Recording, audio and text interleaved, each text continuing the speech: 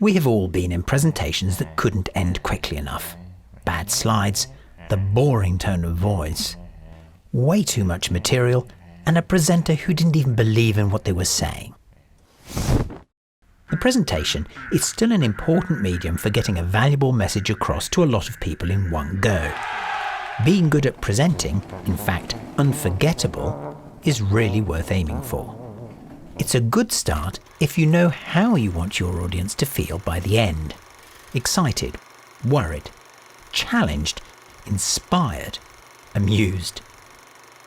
Knowing what the target feelings are will tell you how you need to behave, which words to use, how much to give them, and even what colours to draw visuals in.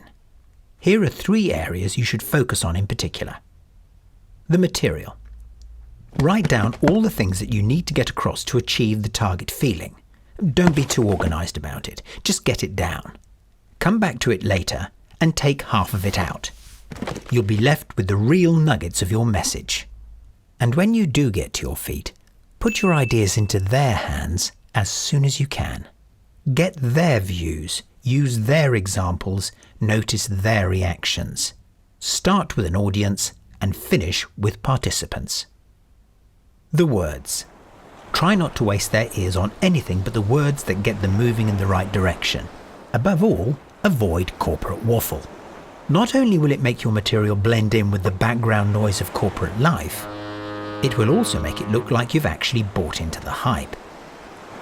And finally, the telling. Our brains deal with ideas like children deal with toys. We're great at playing with them. We're rather less good at putting them away in a way that makes them easy to find again. So tell a story that people can easily tuck away in their minds.